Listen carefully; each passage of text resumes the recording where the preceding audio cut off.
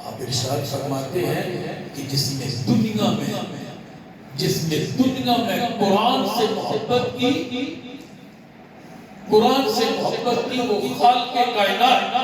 اس کی زندگی کو شان والی بنا دیتا ہے، اس کی آخرت کو ایمان والی بنا دیتا ہے۔ آج لوگ سمجھتے ہیں نہیں وہ حفظ کے بردان ہے، وہ حفظ کی داستان، کون سا ڈاکٹر لگ گیا ہے، کون سا بڑا کوئی افسر لگ گیا ہے۔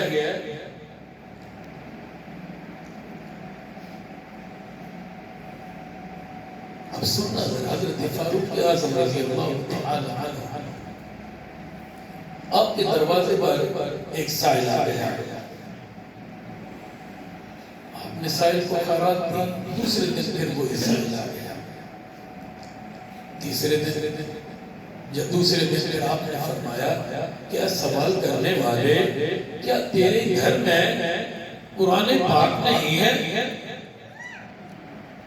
کیا تمہارے گھر میں عزیز طلباء، کیا تمہارے گھر میں جو ہے وہ قرآن پاک نہیں ہے؟ فقط آپ نے یہی فرمایا، اگلے دن سائل نہیں آیا، کچھ ہفتے گزر گئے، مہینے گزر گئے، اچانک سے حضرت فاروق اعظم رضی اللہ تعالی عنہ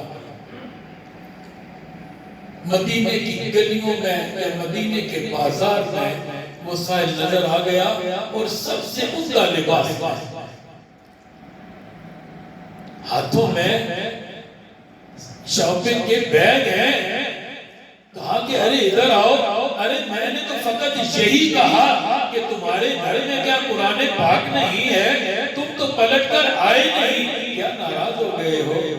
حضور آپ نے جو فرمایا کہ کیا تیرے گھر میں قرآن پاک نہیں ہے، جب سے آپ نے مجھے یہ فرمایا ہے میں صبح اٹھ کر اللہ کے کلام کی تلاوت کرتا ہوں، وہ رب کائنات سارے دن کے میرے معاملات کا انتظام اپنی بارگاہ سے کر دیتا ہے۔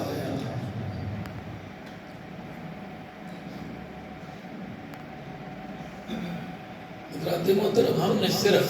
ختم درود کے لیے جمعرات 40واں کل کے لیے قرآن پاک کو مختص کیا ہوا ہے، انہیں کی کوئی مرضی پر انسان تو ایک لمحے کی خبر نہیں، شاید اس انتظار میں اپنے کل جمعراتیں شروع ہو جائیں۔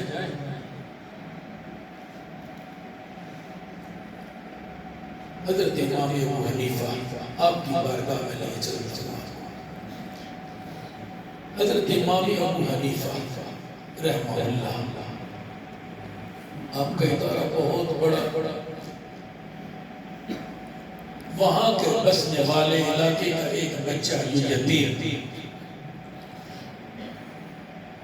جس کی ایک ماں 2 بہنیں ہیں، جو پردہ اختیار کرتی ہیں، گھر سے نکلتی نہیں، بچہ چھوٹا ہے، معصوم ہے، اس کی ماں لے کر چلی گئی بازار کے دھوبی کے پاس کہ بھائی میں خود اور میں اپنے جوان بچوں کو گھر سے باہر نہیں نکالتی، یہ میرا چھوٹا سا بچہ ہے، تیرے پاس دکان پر آ جایا کرے گا، اس کو کوئی کام سکھانا، کوئی تھوڑی بہت اس کو مزدوری دے دینا، ہمارے گھر کا چولہا چلتا جائے گا۔ وہ بچہ جو ہے کچھ نے لکھا کہ وہ امام مالک تھے، لیکن نام سے نہیں، مقصود ہے کہ اصلاح ہو۔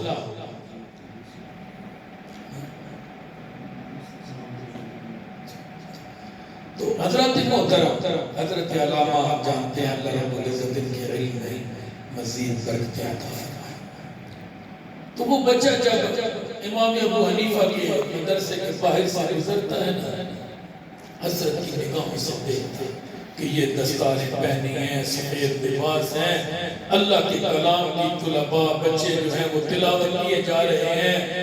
قال رسول اللہ صلی اللہ علیہ وسلم سیکھ رہے ہیں، پڑھ رہے ہیں۔ حضرت بڑی نگاہوں سے دیکھتے، حضرت امام ابو حنیفہ نے بلا بھیجا، کیا بیٹا تجھے یہ منظر، یہ نظام اچھا لگ رہا ہے؟ ہاں میرا بھی دل چاہتا ہے کہ ان بچوں میں بیٹھ کر میں بھی اللہ کا کلام سیکھوں نا،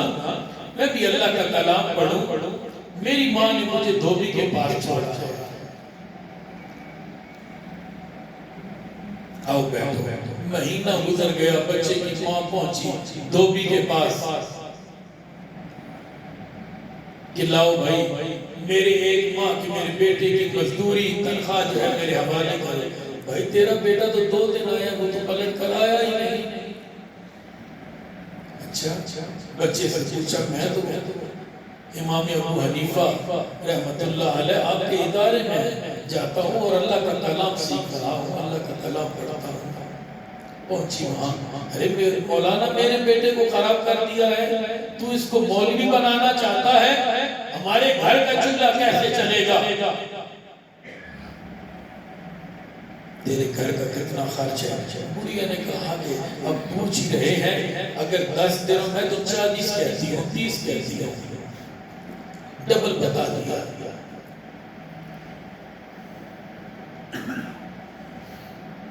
حضرات محترم کئی سال گزر گئے،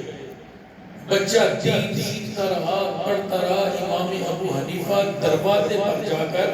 پورے مہینے کا خرچہ جتنا بڑھیا نے بتایا کئی سال دیتے رہے۔ تو آپ نے کہا کہ تم اپنے بیٹے کو حافظ قرآن بناؤ، عالم دین بناؤ، میں دیکھ رہا ہوں آنے والے وقتوں میں تیرا بیٹا بادشاہوں کے ساتھ تختوں پر بیٹھ کر جو ہے یہ مرغ مسلم حلوے کھائے گا۔